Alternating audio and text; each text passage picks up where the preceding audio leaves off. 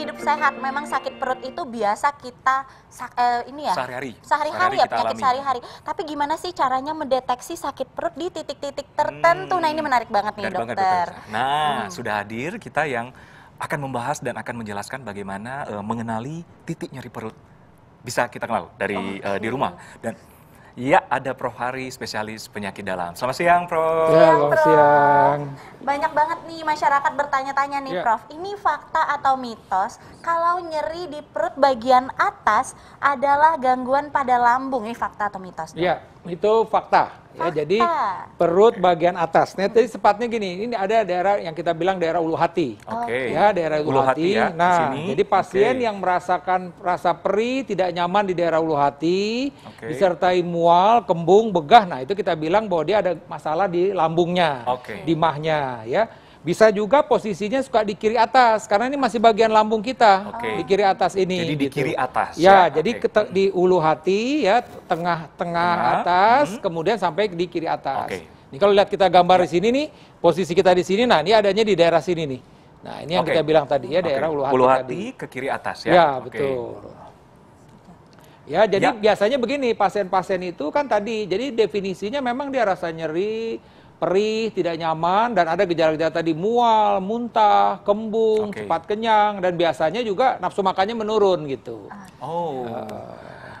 Nyeri pada perut nih kan ada banyak titik nih. Tadi nyeri atas, ke kiri. Nah, kalau bagian kanan atas? Ya, kanan atas itu ada liver. Nah, ini tadi nih. Nah, ini ada liver kita. Jadi memang buat kita sebagai seorang pasien itu memang mesti pinter juga ketika sebelum datang ke dokter. Ketika nyeri kita mesti lihat nih nyeri kita ada di mana. Tadi saya bilang kalau nyeri di ulu hati atau di perut kanan atas. Nah, ini kan di perut kanan atas, berarti ini ada operasi liver. Mungkin ada liver di situ, bisa macam-macam.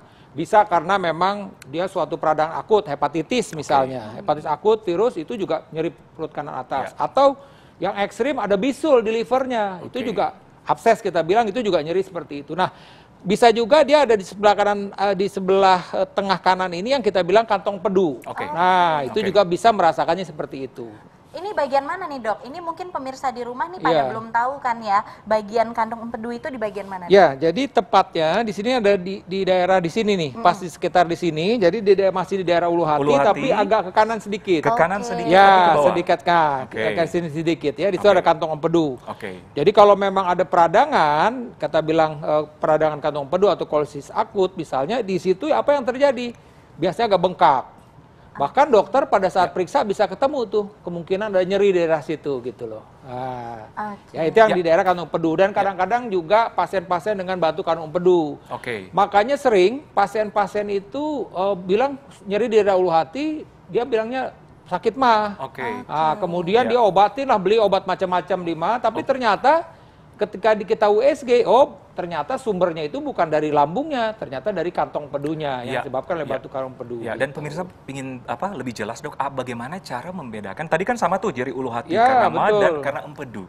Ciri khasnya untuk membedakan yang simpel untuk masyarakat di rumah. Jadi sebenarnya tidak ada gejala yang khas ya. Artinya gini, kalau memang itu gejalanya khas, itu memang kita bisa nilai. Biasanya kalau gejala khas itu, kalau batu kantong empedu nyeri di area ulu hati ke bawah itu nyeri dan tembus ke belakang. Gangguan empedu ya, Dok?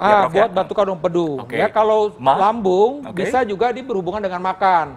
Ya, misalnya dia habis makan sesuatu terasa perih, kembung. Tapi sekali lagi, gejalanya itu bisa juga perih-perih aja, ternyata batu kantong empedu. Jadi gejalanya itu tidak, artinya gini, ada gejala-gejala yang timbul dari batu kantong empedu yang tidak khas juga.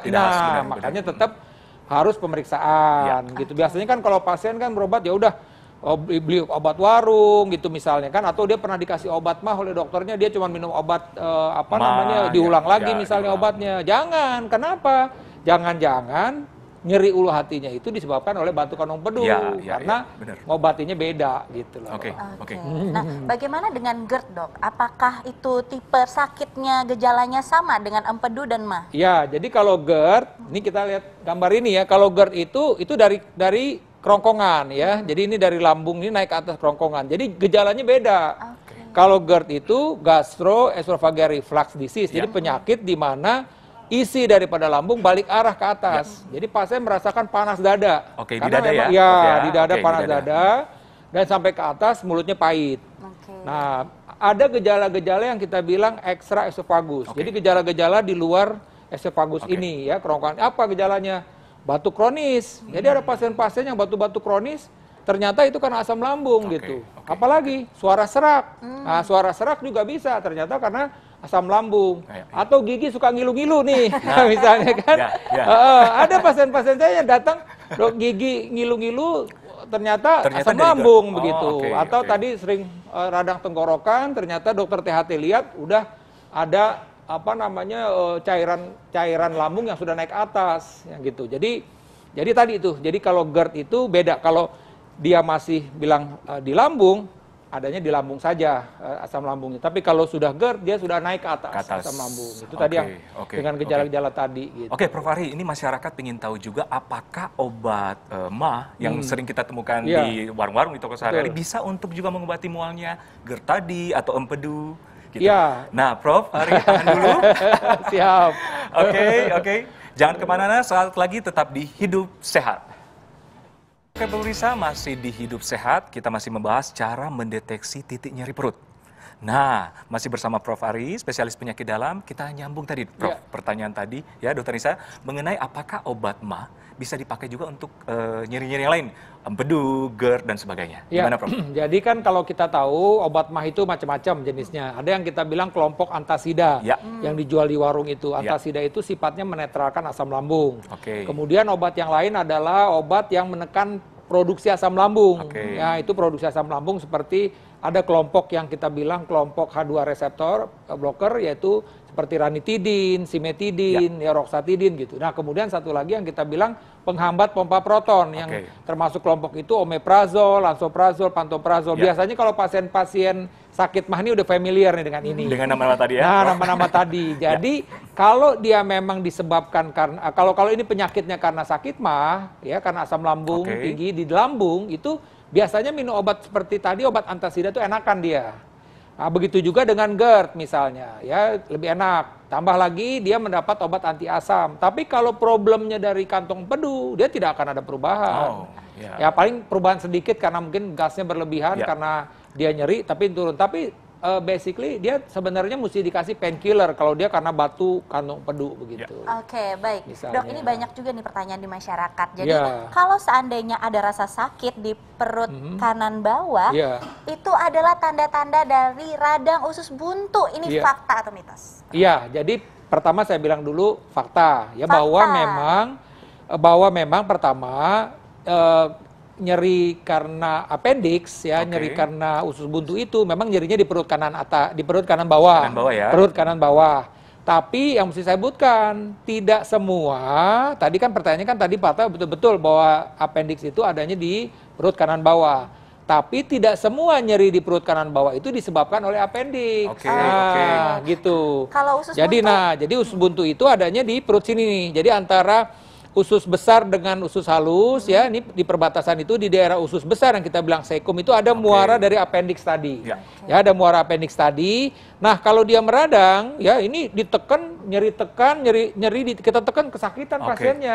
oke. Nyeri lepas Oke, kesakitan. oke, Kita oke. angkat lagi kakinya kesakitan. Itu dalam kondisi akut. Jadi itu yang kita mesti pastikan dulu. Tapi kita tahu nih bahwa di sini juga ada organ usus besar. Oke. Jadi bisa juga peradangan usus besar sepertinya itu seperti usus buntu penyebabnya, tapi ternyata bisa usus besar. Nah, Oke. kalau kita lihat lagi sebenarnya juga ada saluran kencing di sini. Oh. Jadi bisa juga saluran kencing. Atau kalau kewanitaan biasanya di sini ada kandung telur ya, ovarium kita bilang. Nah, ini juga bisa nyeri. Jadi sekali lagi saya sampaikan bahwa nyeri perut kanan bawah ini tidak selalu dari appendix. Oke, Tapi oke. appendix itu memang lokasinya ada Letaknya di di perut kanan kanan bawah. bawah. Begitu. Nah, Prof, apakah rasa sakitnya Hah? sama dengan mules yang sakit di MAH atau gimana? Pemirsa ingin tahu Kalau rasa untuk- sakitnya seperti apa, Prof? Kalau untuk usus buntu, Ya, untuk usus buntu usus buntu dibandingkan itu dengan- kalau pas, kan usus buntu ini kan suatu infeksi, Ya. ya infeksi akut. Jadi pasien tuh biasanya nyerinya hebat, Oke. jalan juga sampai begini Oke, dia. jadi nyerinya hebat banget ya? Nyeri hebat banget, yang akut ya. Kemudian juga ada demam.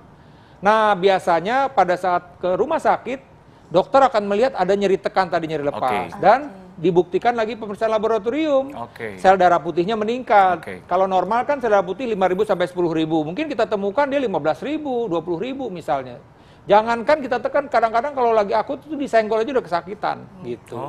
Oke, baik dok. Nah ini tips nih pemirsa supaya pemirsa tahu. Jadi bagaimana kalau sakit itu kita nggak sembarangan minum obat dok. Jadi tipsnya apa aja nih buat pemirsa? Ya, jadi pertama yang mesti diketahui oleh para pemirsa semua yang ada di rumah ya, pada kesempatan saya sampaikan bahwa prinsipnya adalah kita mesti mengetahui dulu itu nyeri sumbernya dari mana. Artinya gini, secara kasar aja dulu tadi. Ya tadi kalau memang nyeri perut kanan bawah, nyeri hebat tadi, itu jangan-jangan subuntu, apalagi ada demam, berarti harus segera ke rumah sakit. Karena sekali lagi kadang-kadang kita kasih painkiller itu menjadi masking, jadi tersembunyi. Pada saat berobat ke dokter udah nggak ketemu, padahal itu ada problem di situ, jadi mesti hati-hati. Kalau tadi memang nyeri di daerah ulu hati, oke silakan boleh mengkonsumsi obat-obat antasida segala macam untuk menetralkan merasa lebih enak. Tapi sekali lagi ketika nyerinya berulang nggak baik-baik, sebaiknya mesti ke dokter gitu loh. Nanti dokter yang akan memastikan ini penyebabnya dari mana, apa dari batu empedu kah, atau kuat dari lambung atau yang lain-lain gitu. Terima kasih dokter, terima kasih banyak. Oke pemirsa, tidak terasa 60 menit kita sudah bersama. Semoga apa yang kita sajikan siang ini bermanfaat untuk kita semua dan masyarakat Indonesia. Oke, saksikan terus Hidup Sehat setiap Senin sampai Jumat jam 1 siang hanya di TV One.